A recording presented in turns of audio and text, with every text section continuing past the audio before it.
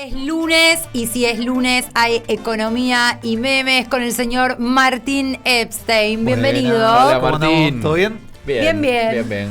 Bueno, me alegro que veníamos charlando un poco de perspectivas económicas, políticas. Porque nos gusta empezar el lunes preocupándonos bien de entrada. Es así, todos los días hay preocupaciones, todos los días hay cosas para discutir. Y entonces hay que arrancar así. Si estamos en una carrera electoral larga, en múltiples etapas, con además toda la lógica esta de elecciones fragmentadas, ¿sí? Estamos todos los fines de semana casi discutiendo lo que pasó, lo que va a pasar, lo que viene. Y encima esta semana habló Cristina. El fin de semana habló Cristina y eso siempre deja algunos elementos para discutir o para retomar. Entonces hoy mi idea es hablar un poquito de lo que dejó Cristina en términos económicos, no todo el discurso, porque la verdad que tiene como toda una mirada histórica que más de una vez hemos hablado, pero me traje algunas cuestiones de lo económico que decía que me parecen interesantes. Fue onda masterclass, ¿no? Sí. Ahí como con video, pizarrón. Con pizarrón incluido. Total, fue como casi una presentación más de corte académico, ¿sí? Que es lo que intenta hacer últimamente Cristina en las últimas apariciones, sin dejar de lado... Más ilustrativa que baja línea, aunque por supuesto que baja línea, ¿no? Lógico, y aparte cada cosa que dice Cristina deja o bien lecturas directas, dijo esto o no dijo esto, o quiso decir, hay múltiples interpretaciones siempre de lo que dice Cristina. Bueno, yo traje 2 o 3 cosas que me parecieron destacables de lo que dijo el fin de semana Cristina. Después vamos a hablar un poquito de algunas ideas locas que tiene Milei, algunas más de las ideas locas que tiene Milei respecto al efecto que puede tener una devaluación en precios. Y finalmente vamos a jugar un poco con nuestra calculadora de cepa, ¿sí? Nuestra calculadora de tu sueldo en dólares, como para poder... Para deprimirte bien de entrada. Madre. Sí, para tener una idea un poco más concreta, ¿no? Para saber qué significa la devaluación, a dónde se me va a ir el bolsillo, cuánto voy a poder comprar. Entonces vamos a ir hablando un poco de lo de Cristina y después llegaremos a lo de la calculadora. Algunos highlights o destaques de lo de Cristina. Primera cuestión que a mí me llamó la atención interesante es, dijo Cristina, no hay un giro a la derecha, ¿sí? Yo coincido con esa mirada que plantea Cristina. Yo no creo, lo hablábamos alguna vez también, yo no creo que haya un giro a la derecha como se quiere decir. Efectivamente hay sectores que tradicionalmente miran mejor las ideas liberales, pero lo que hay es un reclamo razonable de una sociedad que le creyó primero al macrismo y que se llevó el chasco de el vas a tener todo pero no te voy a tocar nada y no vas a perder ningún derecho pero vas a ganar todo. Y también luego de la apuesta que significó el acompañar el proyecto del Frente de Todos, hay un desánimo lógico de que no se haya podido hacer lo que el Frente de Todos propuso. Entonces, más que un giro a la derecha, yo creo que hay un descontento muy evidente a las últimas 2 expresiones políticas que por distintas razones y con distinta intensidad no han logrado satisfacer la demanda popular. Desde ese lugar, las expresiones más reaccionarias, las más contestatarias, terminan traccionando votos. Pero a mí no me parece que sea reflejo de un giro a la derecha. Muy al pasar, Cristina dijo algo bancándolo a Massa, ¿sí? Que es, más que la cuestión actual de cómo está gestionando, el tipo, en el momento en el cual todos miraban al Fondo Monetario de una manera un poco más condescendiente, dijo, el Fondo Monetario es el mismo Fondo Monetario que nos generó este quilombo. Y abiertamente está diciendo, estoy negociando con un Fondo Monetario que nos extorsiona, que nos presiona, que nos condiciona. Digo, ese me parece que fue el eje central de apoyo de Cristina a Massa en la charla del otro día. Massa es un tipo que le dice a la sociedad, el Fondo Monetario es esto. Claro, como que blanquea la situación, que era algo que no pasaba con Guzmán. Sí, de hecho hubo un palo directo a la gestión Alberto Guzmán en el sentido de suavizar el efecto del Fondo Monetario en la Argentina, ¿sí? Tanto Alberto como Guzmán planteaban, ahora el fondo es diferente, esta cristalina ahora es diferente. Bueno, de hecho, Cristina dijo que una de las cosas que hizo bien el ministro de Economía, aludiendo a Massa, era haberle dicho a la gente la verdad con respecto al fondo. Claramente, y yo coincido ahí, me parece que es un punto destacable de Massa en términos generales. Es un tipo que tiende a presentarse como más honesto, más sincero, más franco y más directo respecto a lo que opina sobre ciertas cosas. Digo, corrieron en este último tiempo, en la última semana, un montón de fragmentitos de la entrevista que hizo con Novarecio. La verdad, súper interesante cómo le para el carro 2 o 3 veces en cuestiones de la persecución judicial a Cristina y el timing judicial para avanzar con las causas en tiempos electorales. Me parece interesante esa mirada que recupera Cristina de Massa. Otra cosa interesante que le preguntaban a Cristina es, ¿qué opinás de Juntos por el Cambio y el festejo que tuvo en el contexto de la PASO? Y ahí también, digo, Juntos por el Cambio festejó una derrota en algún punto, porque efectivamente, en términos cuantitativos, el espacio salió segundo en las PASO, pero Bullrich sacó 17 puntos. ¿Sí? Y es un espacio que además venía del 2019 con 40 puntos y terminó con menos de 30 o cerca de 30. O sea, ellos perdieron 10 puntos entre las PASO anteriores y las PASO actuales. Con lo cual, digo, hay un escenario particular en el cual casi todo el mundo da por sentado que el que sale peor parado en esta contienda de tres termina siendo Bullrich y Juntos por el Cambio. Dejemos de lado el último spot de Bullrich hablando de un complejo presidiario. Sí. Ella con una maqueta ahí. Ya el derrape es alucinante. Es como suele decirse, rascando el fondo de la olla. Ya no sabe falta dónde que diga que va a legalizar golpear kirchneristas, una cosa así. Sí. Entre aparte, eso y el spot, anterior, donde invita a tomarse un vinito tremendo, a los estudiantes. Tremendo. Digo, posta que hay una sensación de fondo de olla. Sí. Por favor. Aún así, y hoy lo escuchaba hace un rato a Serrano Mansilla, hay una cosa que a mí me llama la atención, que en la encuesta que hace Serrano Mansilla, Juntos por el Cambio tiene todavía 28 puntos. Sí, bastante, es un montón. Perdón, te hago una consulta con respecto a la encuesta. ¿Es como la anterior de la CELAC, que uno se metía a voluntad en la página?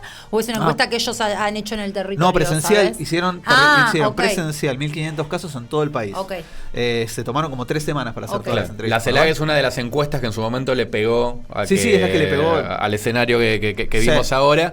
Y volvió a poner como los 3/3. ¿no? Exacto. Fue la única que previo a las PASO había hablado de ojo porque Milei está midiendo mucho más de lo que la mayoría de las encuestadoras dicen. Fue el único que dijo, es un escenario de empate entre 3, es difícil poner quién va primero, segundo y tercero, pero habló de un empate entre 3. Y en esta última encuesta daba a Milei primero tipo con 33. Sí, 33, 32, 28, para redondear. Como... Massa segundo y Bullrich tercero. Exacto. Bueno, vamos a lo económico, ¿sí? Porque digo, Cristina habló de algo que a mí me pareció súper interesante, que es cómo comparar las crisis del 89, la crisis de la inflación de la hiper de Alfonsín, con la crisis del 2001. Y ella decía, ¿qué es lo que dicen los liberales o libertarios tradicionalmente frente a los problemas de la Argentina? La receta es, la inflación es hija del déficit fiscal. ¿Sí? Esto es lo que dicen, lo repiten como un mantra todos los liberales. Y entonces, ¿qué es lo que dicen? El Estado gasta mucho, gasta más de lo que entra, entonces como gasta mucho tiene que emitir, y como emite genera inflación. Y la solución... ¿cuál es? Achiquemos el Estado. Claro. Digo, ahí tenemos uno de los memes que estuvimos viendo la semana, que es una de las grandes recortadoras de la historia reciente. ¿Sí? Digo, Patricia Bullrich no solo es responsable de la represión más furiosa durante el gobierno de Macri, sino además fue ministra de Trabajo del gobierno de la Alianza, encargada de recortar 13% jubilaciones y salarios estatales en un contexto en el cual no había inflación. O sea, el recorte del 13% es real. Esto quiere decir, perdiste 13% de tu ingreso real porque no hay inflación. Pero interesante esto, Cristina dice, ojo, porque cuando nosotros comparamos la crisis del 89 y la del 2001, entre el 89 y el 2001 se desguazó el Estado, ¿sí?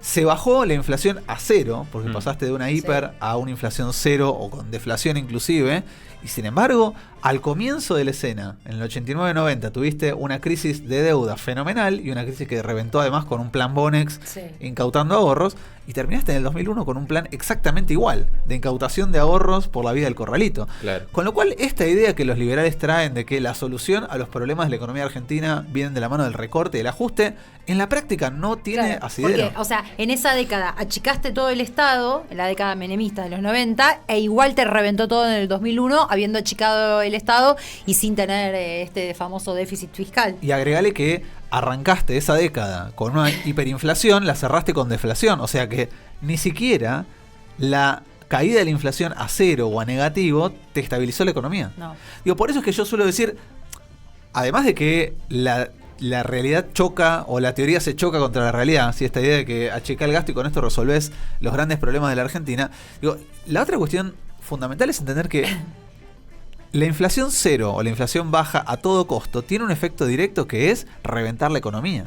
¿Sí? En Estados Unidos, que están con un nivel de inflación alto para lo que están acostumbrados, ¿cuál es la cuenta que están haciendo? Y si enfriamos mucho la economía y nos pasamos de rosca, generamos una recesión de la cual no podemos salir. Bueno, lo que se generó en la década del 90 fue ese escenario.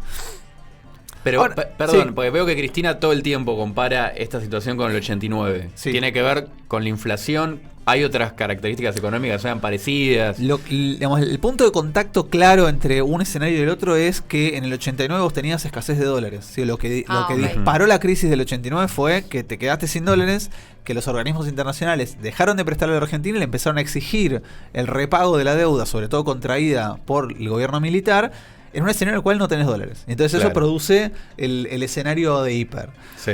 Y además, habían elecciones ese año. Además tenías elecciones, había un escenario comparable a ese en ese sentido. Hay una diferencia desde mi punto de vista, que es que el mercado a Alfonsín le soltó la mano mucho tiempo antes. Claro. Y todavía el mercado no le soltó la mano a Massa. No quiere decir que no lo vaya a hacer. Sí. Pero el mercado todavía no le soltó la mano a Massa. La otra cuestión no menor es que una cosa es un gobierno radical lidiando con un conflicto económico y otra cosa es un gobierno peronista. ¿Sí? Los recursos con los que cuenta un gobierno peronista para legitimar este tipo de medidas son mayores. Desde ese lugar me parece que es un interrogante cómo se va a comportar el mercado, los actores económicos en la última parte de la campaña. Dijo otra cosa interesante cuando lo puso a hacer cuentas a Pepe Rosenblatt, que es, hablemos en serio del recorte que quieren hacer. ¿Sí? Porque algunos te hablan, como alguna vez trajimos acá la comparación de Melconian con Roque Fernández, Melconian te habla de recortar 5 puntos del déficit, 6 puntos del déficit, Milei te dice vamos a recortar 15 puntos del déficit. ¿Qué significa o a cuánto equivale ese recorte? Estuvo interesante que Cristina, hizo la cuenta. ¿Sí? Sí. En esa cuenta dijo, transferencias totales a las personas son 8,29 puntos del PBI. El Poder Legislativo cuesta 0,12% del PBI. El Poder Judicial, 0,27% del PBI. Los beneficios que tienen los distintos sectores de la economía por no pagar impuestos, por ejemplo, jueces que no pagan ganancia, grandes empresas que pueden eximirse de pago por reinversiones, ronda el 4,5% del PBI. Con lo cual, si vos eliminás todo eso, pero eliminándolo, esto no quiere decir achicando un poquito el gasto, eliminarlo, no llegás a los 15 puntos de recorte que dice Milei que va a hacer. Con lo cual, la cuestión importante es, empecemos a cuestionar la seriedad con la que hacen las cuentas los que vienen a decirnos somos académicos y expertos en el mundo de las finanzas. Evidentemente, tan claras las cuentas no las tienen. De hecho, salió hace horas Marra, su candidato a jefe de gobierno en la Ciudad de Buenos Aires, diciendo que la solución a la pobreza va a ser privatizar la TC, la TV pública. Es como una... Sí. Es como Disney. Como una torre, una cosa así. Claro, vamos a construir torres y con eso resolvemos la pobreza. Hay una disociación. Una no conexión con la realidad. Absoluta. Zarpada, sí. Absoluta. Y paca. Y después te dicen, claro, vamos a cerrar paca porque esa es la solución. Claro. Digo, si fuera así no habría pobres en la ciudad hace rato, ¿no? Porque totalmente. Lo único que pasa. Pero totalmente. O sea, hay un problema real ahí que es no poder entender que la economía de un país no es lo que ellos creen que es. Falta concepto de administración del Estado. No tienen idea. Es en algún punto lo que le pasó a Macri cuando agarró el Estado. Claro. El macrismo asumió en el 2015 sin tener idea cómo manejar el Estado. Por eso, en cuestión de 2 años, abrió las cuentas, reventó la economía y generó una de las deudas más grandes de la historia. Porque tuvo una incapacidad feroz para manejar el Estado. Interpretan al Estado desde lo privado y entonces ese es un problema estructural. Creyeron que se podía manejar como una empresa. Absolutamente. De hecho, es interesante porque cuando habla de esto y le pega a Milei, sí, pareció como que el centro del palo era Milei, también le pega a Melconian, con quien dice, sí, efectivamente tuvimos un par de charlas y qué sé yo, digo, pero lo que dice Melconian es inconsistente, lo dijimos alguna vez acá. Melconian dice, vamos a habilitar la posibilidad de que se comercie o se pacte libremente en pesos o en dólares. En un país en el cual no tenés dólares, con la tendencia a dolarizar que tenemos, el resultado de eso, ¿cuál sería? Y que quien tiene poder va a pactar en dólares y quien tiene menor poder va a tener que pactar en pesos. O sea, los salarios en pesos y los contratos de alquileres o los contratos de comercio más grandes en dólares. Bueno, palito para Melconian de paso. Dice, acá lo que no se está discutiendo es lo que de fondo hay que discutir, que es el problema de la distribución. Y puso un gráfico que lo tenemos ahí como para compartirlo, que es este. ¿Sí? Este es el gran problema de la Argentina del último tiempo y es lo que genera la desilusión o el desencanto de esa sociedad que se manifiesta abiertamente. Cuando nosotros miramos esas dos curvas, ¿qué es lo que muestra? La curva azul es la curva de desempleo, la curva roja es la de pobreza. Cuando vos arrancás la serie, que está ahí dice segundo semestre del 2016, esto es ya con el gobierno macrista, ves primero una aceleración del desempleo que luego tracciona la pobreza para arriba. Claro. ¿Sí? A pesar de que tenés hacia 2017 una caída de la pobreza, el desempleo tracciona la pobreza hacia arriba. ¿Hasta cuándo? Hasta el 2020. ¿Sí? Acordémonos, pandemia. ¿Y qué pasa después de la pandemia? El desempleo cae casi de manera vertical, más allá que es una curva, al 6,6, es el último dato que tiene el gráfico, ya es 6,2, o sea, siguió bajando el desempleo. Sin embargo, lo que no cae es la pobreza. ¿Por qué? Porque hay un problema de distribución. Sí. El problema no es ni de generación de empleo, ni de expansión de la economía, es un problema de distribución de la riqueza. Y esto lo viene planteando Cristina desde hace por lo menos 3 años. ¿Sí? Yo me acuerdo cuando Cristina dijo en un acto público en el Estadio de Ciudad de La Plata, en el Único de La Plata, dijo, ojo, porque la recuperación económica, si no la midamos, si no la trabajamos desde el Estado, va a representar o va a significar una mala distribución de la renta. Se la van a quedar todos los grupos concentrados. Y es lo que pasó.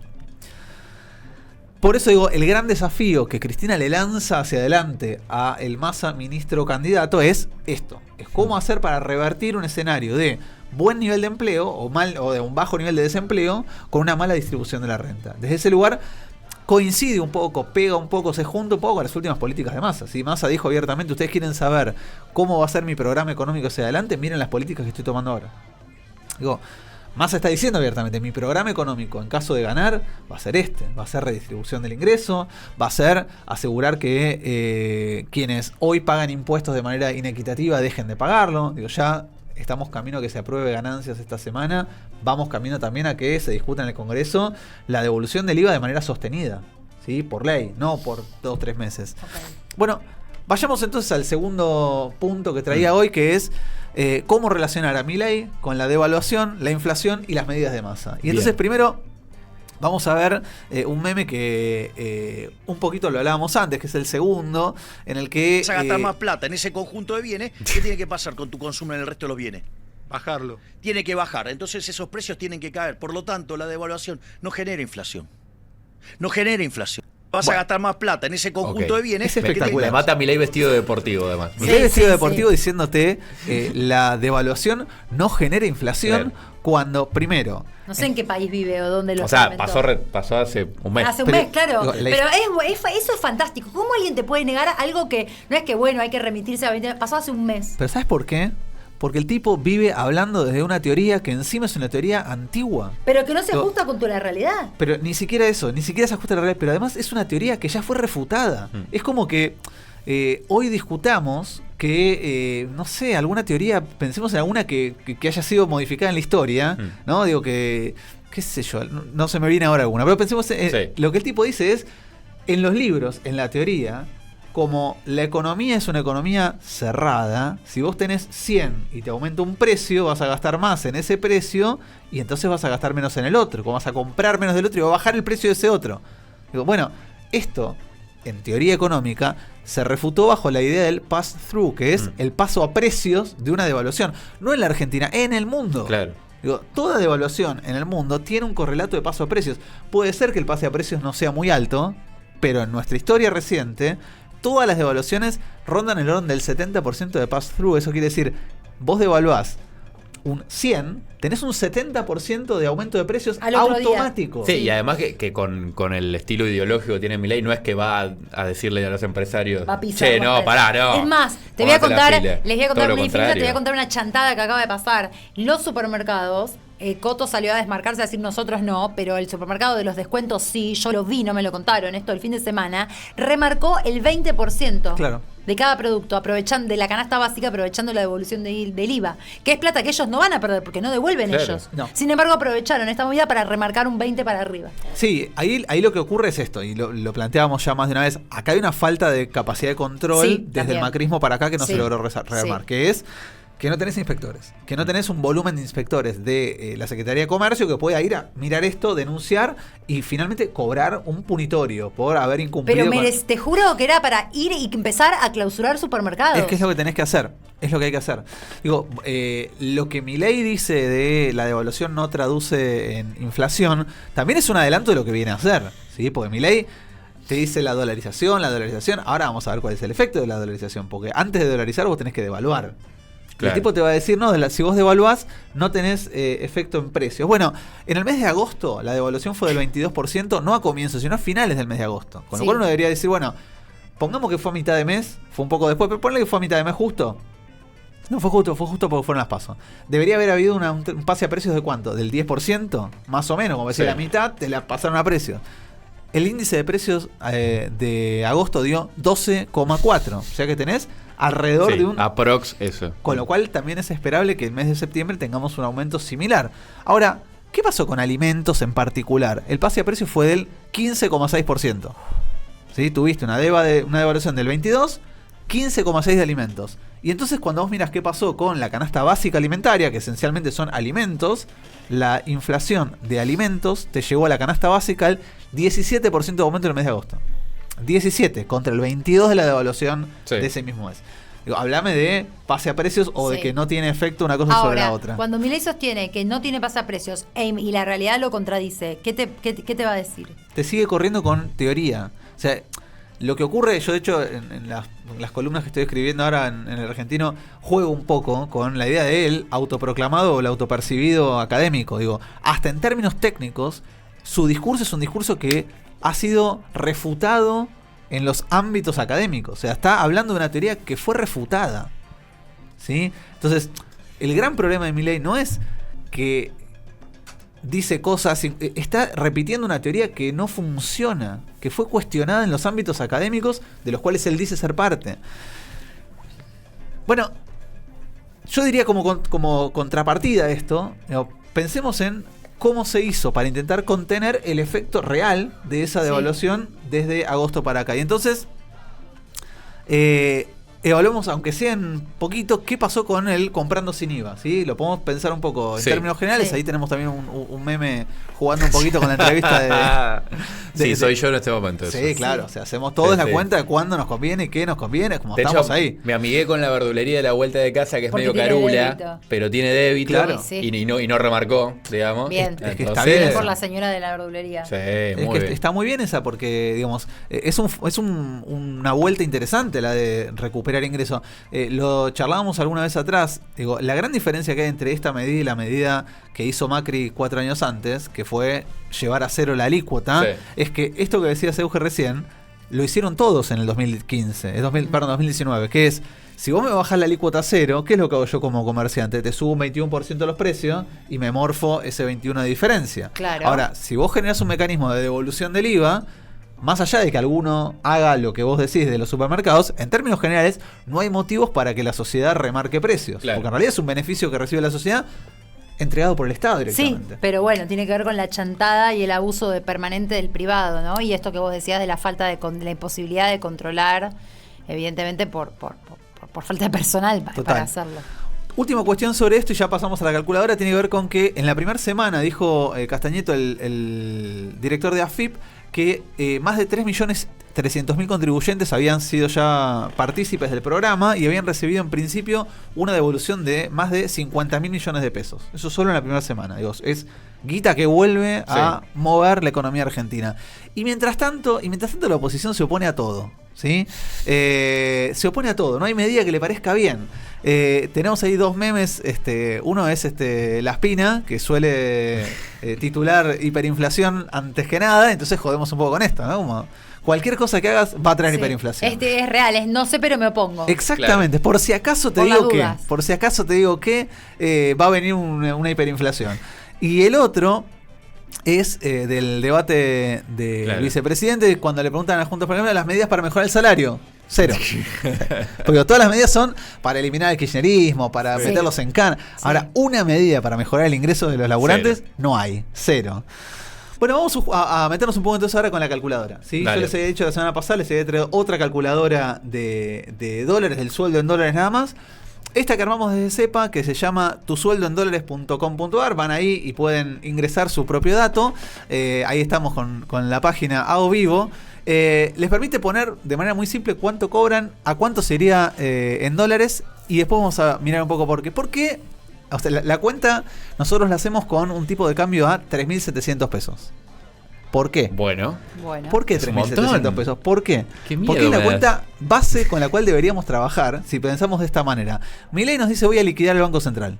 No vamos a tener más pesos. Entonces, sí. Lo va a nombrar a Ocampo para para manejar el Banco Central y cerrarlo. Sí, vamos a ver qué pasa con eso. Porque el chiste ¿cuál es? Para vos poder hacer eso tenés que pensar, es cuenta muy simple. ¿Cuántos dólares tengo y cuántos pesos tengo? Sí. Entonces tenés que hacer un balance. Sí. Tengo tantos pesos, tantos dólares. ¿A cuánto puedo convertir? Y decís, bueno, a ver, ¿a cuánto puedo convertir? Bueno, la cuenta base te lleva a que vos tenés hoy entre billetes circulando y pasivos del Banco Central, esto es LELIC, papelito que entrega, nota, son 23 billones de pesos contra 6.400 millones de dólares de activos. Bien. En esa cuenta haces la división y te da un tipo de cambio de 3.700 pesos. Bárbaro. Con esa devaluación, digo, ahí tenemos también un meme jugando con la calculadora, pero no sé si lo llevamos a ver ahora, sino después. Cuando vos empezás a hacer las cuentas de lo que te da el tipo de cambio, te vas a dar cuenta que tu salario en dólares es terrible. La puta madre. Es terrible. Es un montón. Bueno, vamos ahora sí a jugar un poquito con la calculadora y tiramos un par de ejemplos y explico por qué. Vamos a poner un sueldo alto, ¿sí? ¿Se acuerdan que hace poco se aprobó la elevación del mínimo no imponible de ganancias que estaba en 700 y que de hecho todas las medidas de beneficio que se largaron después tuvieron como techo un ingreso de 700.000 pesos? Bien, bueno, vamos a poner ahí unos 700.000 pesos en el ingreso. Muy bien. Che, qué lindo, ¿eh? No, nos pasamos con un 0. Ojalá. Vamos a ahorrarle un 0. Millones. Ya con 700.000, te digo. 700.000 es un sueldo lindo. Sí. Mirá cuántos dólares son, 700.000 pesos. Más o 189 dólares. 189 dólares sería un sueldo de 700.000 pesos convertido de esta manera. Ahora, ¿para qué te alcanza? Si bajamos un poco en la página vamos a ver que, por ejemplo, te alcanzaría hoy, con el sueldo que tenés, podés comprar 292 kilos de carne, ¿sí? El equivalente a 292 kilos de carne. Bien, bueno, ahora vas a pasar a poder comprar 29 kilos de carne.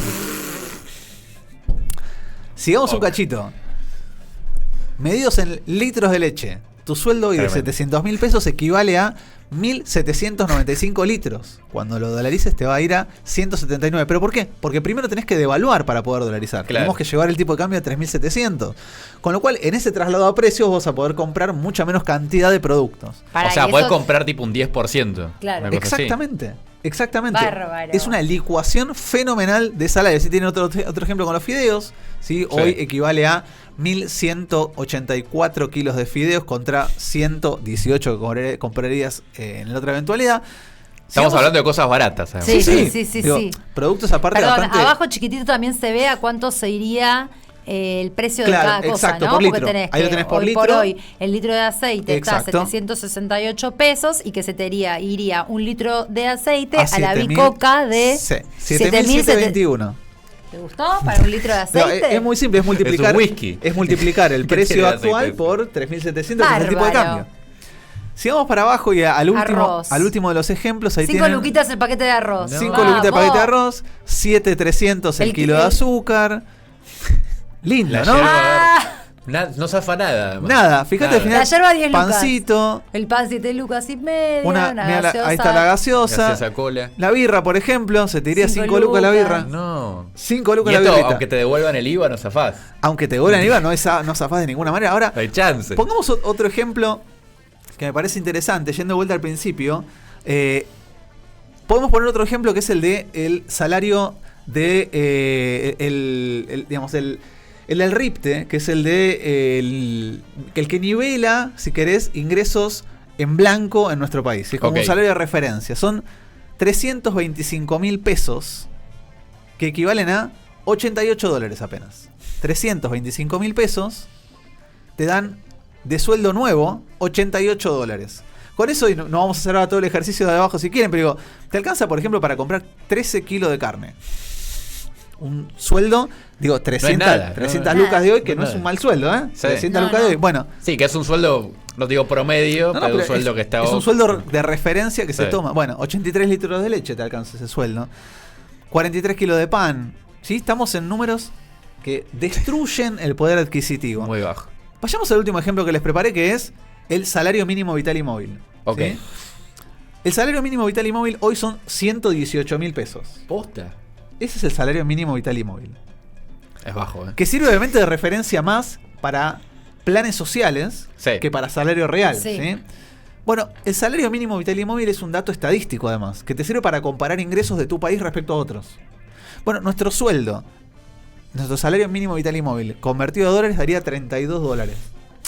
¿Saben qué países tienen ingresos similar a esos $32? ¿Cuáles? Les traje unos ejemplos. A ver. Gambia, $24 por mes. Etiopía, bárbaro. 25. Sri Lanka, $40 por mes. Burkina Faso, $49 por mes.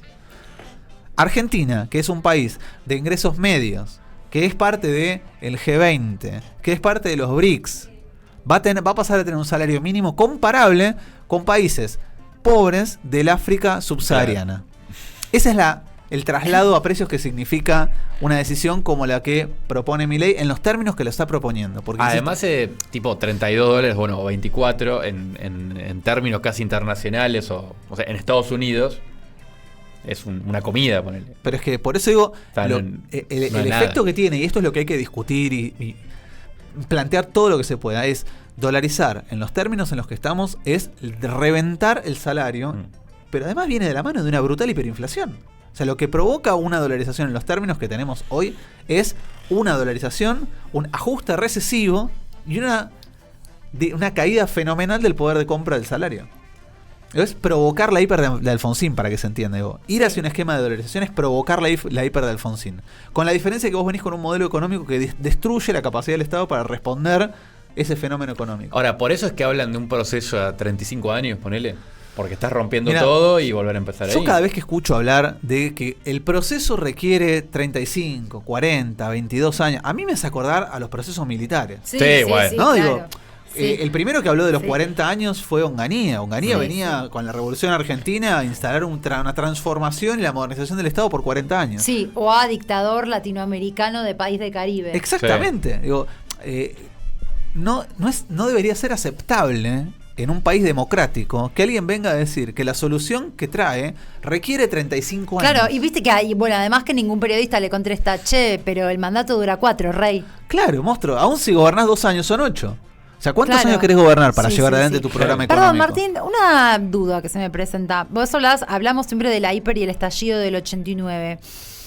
¿Cómo técnicamente, te lo pregunto, no sé si se puede resumir o si no lo dejamos para otra columna, cómo se hizo a establecer desde lo técnico esa paridad, un peso, un dólar? Devaluando la moneda primero. O sea, fue la devaluación al piso. Para que te des una idea, cuando inicia el gobierno Menem, el austral estaba en 6.90, 700... ¿Un austral 790 dólares? No, $1 700 australes. $1 700 australes. Cuando en el 91 Más o menos como ahora. Más o menos como ahora. Cuando se produce la ley de convertibilidad, la ley de convertibilidad viene ya con un proceso de devaluación previa que lleva al tipo de cambio a 10.000 australes. O sea, antes del 1 a 1, eso es lo que no me acordaba. Vos llevaste el tipo de cambio de 700 australes a 10.000 australes. Ahora estamos hablando de pasar de 700 pesos o de 350 reales. Yo no me acuerdo, la verdad, porque era muy chiquita, pero ¿cómo nos estalló todo por el aire en ese pasaje? Porque venías con un escenario de hiper arrastrada de los años anteriores. O sea, vos ya venías, imaginémonos esto, hoy tenemos un escenario en el cual este año vamos a terminar con 3 dígitos de inflación. Por primera vez en un montón de tiempo. Bueno, la Argentina tenía una tradición desde los 70 hasta el estallido del 89 de la mayoría de los años tener inflación por encima de los 3 dígitos. Con lo cual, esto que nos está pasando ahora, esto que la mayoría está viviendo por primera vez, que es que de repente vas al súper y te parece que compraste una bolsita y gastaste 20 lucas y por ahí hace 2 meses con 10 te llevabas lo mismo. Bueno, es el escenario de una inflación sostenida muy alta. Bueno, cuando se llega a la hiper de Alfonsín, vos venías de largos años de muy alto nivel inflacionario, con lo cual el salto hacia la hiper no fue desde una inflación de 20 puntos, ¿sí? Fue de un escenario de este estilo. Ahora, saltar a la hiper de manera voluntaria, anunciando que vas a hacer esto, es una cosa muy diferente, ¿sí? Claro, una cosa es que te ya corran, estaba dada la hiper, ahora, Una cosa es que te corran desde los mercados, otra cosa es que con la hiperlanzada se lleve adelante un plan de estabilización vía conversión de monedas, como es la convertibilidad.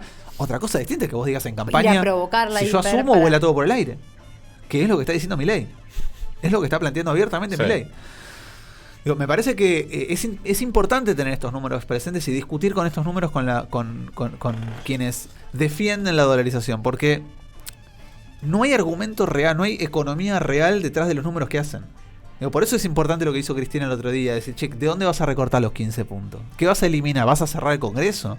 ¿Vas a eliminar las jubilaciones? ¿Qué es lo que vas a hacer? Porque 15 puntos del PBI de recorte es un montón.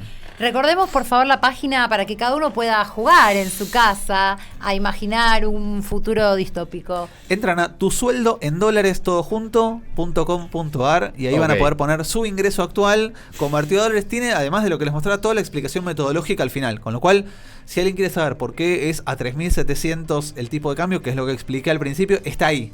Me parece que es interesante poner blanco sobre negro esta situación porque aún si no se llega a la dolarización, la mera discusión sobre la posibilidad de dolarizar es lo que lleva a que en un escenario de un triunfo de Milei, el tipo de cambio vuele por el aire.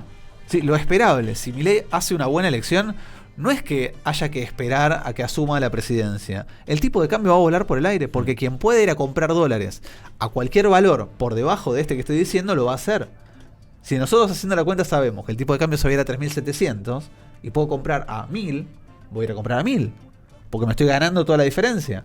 Claro. Con lo cual lo esperable es que el tipo de cambio vuele por el aire si gana Milei. Y esto no es un tema de campaña del miedo, es simplemente traducción. Es simplemente realidad. Sí, traducción de lo que el tipo siempre dice. que habla públicamente. No, Sí. el tipo dice eso, va a pasar esto. Así que bueno, vamos a tener que seguir discutiendo esto. Estamos en un escenario en el cual nos acercamos cada vez más a esa fecha. La semana que viene vamos a tener, o esta semana en realidad, el primer debate. Claro, el domingo, ¿no? El domingo El domingo. primero. A mí me parece que ese debate va a dejar mucho para discutir, mucho en términos de planteos económicos. Creo que de hecho uno de los ejes de este primer debate es economía. Con lo cual lo que les propongo para el lunes que viene es, me vengo con un punteo de lo que hayan dicho los candidatos, de las propuestas. Sí, las propuestas supongo que el primer eje es economía, ¿no? Yo creo que me suena que el primero es creo economía. que sí, como fue con los vices. Sí, entonces Sí. hablaremos un poco de eso, veremos qué podemos agregar respecto a lo que dijo cada uno. Me parece que estamos en un camino de definiciones y hay que clarificar, hay que plantear las cosas con la mayor claridad posible, no solo por una cuestión de riesgo, sino también para elegir con toda la información sobre la mesa para que no te engañen ni te escondan parte de lo que deberías saber. Bueno, esto ha sido economía y memes. Dios. Martín, ¿dónde te puede leer la gente? Bueno, aparte del argentino. Sí. Muy ilustrativas, y esclarecedoras las columnas. Viene Sí, metiendo tapa, Martín. Sí, metí un par de tapitas ahí. es nuestro chico de tapa. Sí, claro. Metí un par de tapitas, sí, Sí, la verdad es que nuestro chico de tapa, un placer claramente. poder escribir ahí y muy buena onda, la verdad que digamos que les guste lo que escribo, que me lo publiquen es siempre un gran honor, un reconocimiento, así que vaya ahí el agradecimiento. Además del argentino, yo estoy en @_Martín Epstein en Twitter. Perfecto. Ahí publico cada tanto alguna Bien, cosita. sí, importante, porque hay data para, por lo menos, entender con principio de realidad, no ser como algunos candidatos que hablan muy alejados de la realidad. Qué lindo todo. Bueno, nos encontramos el lunes próximo, Así es. entonces, post debate, a ver qué propuestas económicas maravillosas tenemos. Eso mismo. Gracias, Martín. Un placer. Gracias.